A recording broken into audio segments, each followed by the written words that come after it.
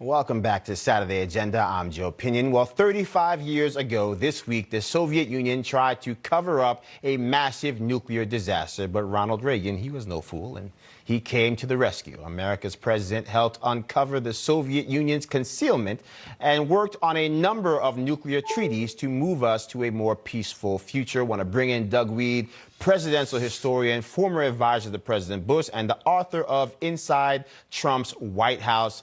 Afternoon to you. Take us inside Reagan's fight to uncover really what happened at Chernobyl, that nuclear disaster that shook the world.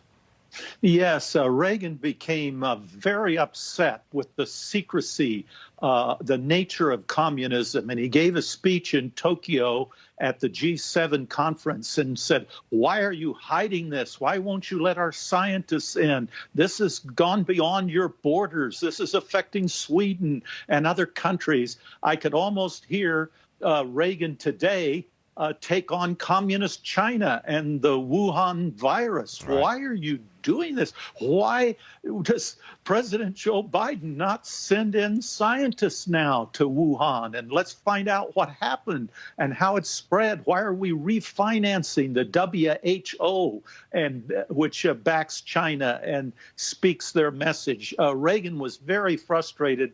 I think he'd be frustrated today as well. You talk about that famous confrontation, Ronald Reagan famously saying peace through strength. How did that strength through crisis help actually form the backbone of that relationship with Reagan and Gorbachev that ultimately led to us having the type of prosperity we enjoy today?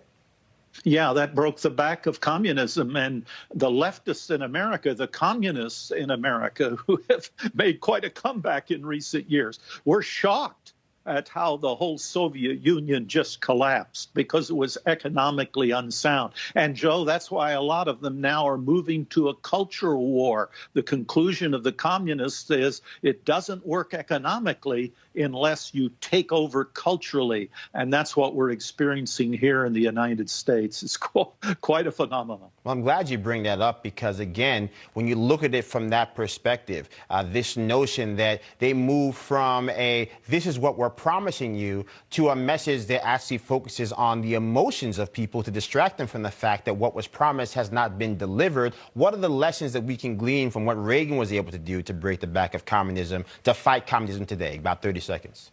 Well, he called communism, he said, you know, a communist, there's someone who reads Lenin and Marx. And you know, an anti-communist, that's someone who understands Lenin and Marx. He would be outraged at the universities that don't allow free speech. And he'd be saying to Joe Biden right now, go to the border, let the media go to the border. Quit hiding, open up society and let us see it and let us have free speech. All right, Doug Weed, always a pleasure, my friend. God bless you. Enjoy the rest of your weekend. We'll talk to you soon. Thanks, Joe. And Doug Weed, your excellent service in government at the White House and in the private sector. I think it'll depend a lot on the president. And I went into the Oval Office and Barbara was there. Jared Kushner said to me, and I've seen that all through history, they want cheap labor. And I mean really behind the scenes, but he is respected by everybody. So he had access to everybody.